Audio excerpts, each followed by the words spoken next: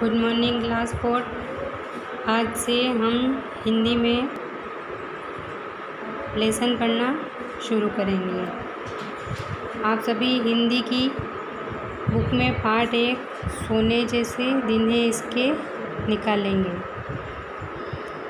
देखिए, इसमें शिक्षण पूर्व गतिविधि दी हुई है। इसमें हमारे जो भारत देश को एक अनोखा देश कहा गया है तथा इसमें कवि ने हमारे इस कविता में कवि ने हमारे भारत देश की विशेषताओं का वर्णन किया है।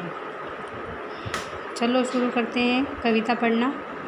छोटे मुँह से कैसे कह दूँ इस भारत की बात रे, सोने जैसे दिन है इसके चांदी जैसी रात रे। इस पद में या इस पंक्ति में कवि कह रहे हैं कि मैं अपने इस छोटे से मुंह से कैसे कह दूं इस भारत की बात। यानी भारत देश जो है इतनी विशेषताओं से भरा पड़ा है कि मैं अपने इस छोटे से मुंह से इस भारत देश की विशेषताओं को नहीं बता सकता। फिर सोने जैसे दिन है इसके चांदी जैसी रात है। यानी भारत देश में जो दिन है वो किसके समान है?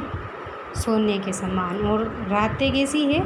चांदी जैसी। यानी सोना जिस प्रकार महंगा होता है उसी प्रकार हमारे भारत देश में दिन कैसे होते हैं? सोने जैसे, और चांदी जैसी रात होती है। चलिए अगला पद देखते हैं। उजला मुकुट हिमालय इसका और नदियों की माला है, पद वंदन करता श्रद्धा से नील सिंधु मतवाला है, अनुपम सुंदर ताने दिए सारे जग को मातरे। इस पंक्तियों में कवि ने कहा है कि हमारी भारत भूमि को कवि ने भारत माता के समान बताया है। भारत के उत्तर में स्थित हिमालय पर्वत, उजला मुकुट हिमालय इसका, यानी भारत के उत्तर में स्थित हिमालय पर्वत इस तरह प्रतीत होते हैं जैसे भारत माता ने अपने सिर पर सफ़ेद रंग की कोई पगड़ी पहन रखी हो, या उजला मुकुट यानी साफ, उजला यानी साफ स्वच्छ मुकुट पहन रखा हो। फिर देखिए, पद वंदन करता श्रद्धा से नील सिंधु मतवाला है। यानी भारत देश के बीचों बीच बह रही ये नदियाँ ऐसे प्रतीत होती है जैसे भारत माता ने अपने गले में नदियों की माला पहन रखी हो। और भारत के दक्षिण की ओर नीले समुद्र इस तरह प्रतीत होते हैं जैसे वे आदरता के भाव से भारत माता की पूजा करते हैं। और हमारे देश की इसी अनुपम सुंदरता ने हमारे सारे जग को मात दी, यानी पीछे रख रखा है।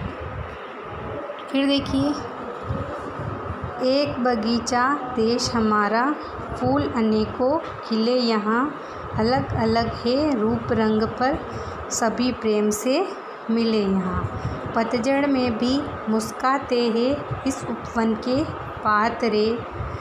अब देखिए बच्चों, इस पंक्ति में कवि ने हमारे भारत देश को एक बगीचे के समान बताया है।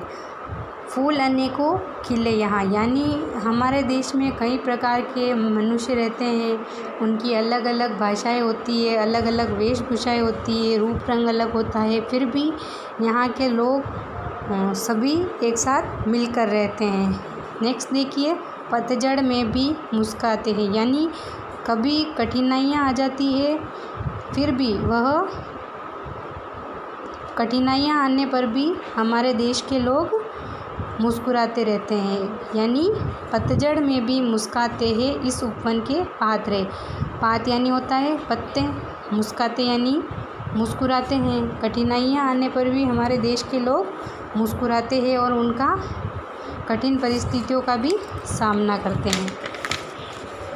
नेक्स्ट देखिए, रंग बिरंगे पक्षी आकर गाते जागृति का गाना, नहीं किसी का हृदय दुखाते, खाते मेहनत का खाना।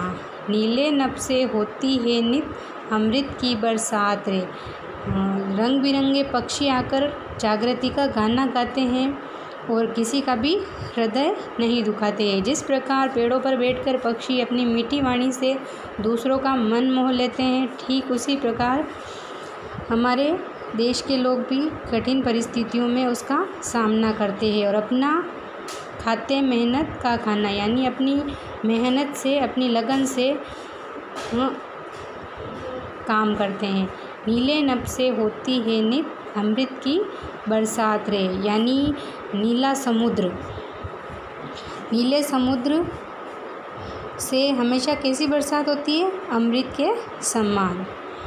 सच्चाई का यह आराधक शांति प्रेम ही नारा है, हिंसा का काले फन वाला ना किसी से हारा है। इसके माथे लिखी हुई है खुशियों की सौगात रे। सच्चाई का यह आराधक, सच्चाई के पथ पर चलने वाला सच्चाई के पथ पर चलने वाले हमारे भारत देश के लोग हैं और इसका नारा क्या है? शांति प्रेम, यानी शांति प्रेम ही हमारे देशवासियों का नारा है। और जो लोग हिंसा करते हैं उन्हें कवि ने कैसा बताया है? काले फन वाला नाग। इसके माथे लिखी हुई है खुशियों की सौगात है, यानी हमारे भारतवासियों के भाग्य में। कवि इन पंक्तियों के माध्यम से कहना चाह रहा है कि हमारे भारतवासियों के माथे, यानी भारतवासियों के भाग्य में खुशियों की सौगात ही लिखी हुई है। Thank you.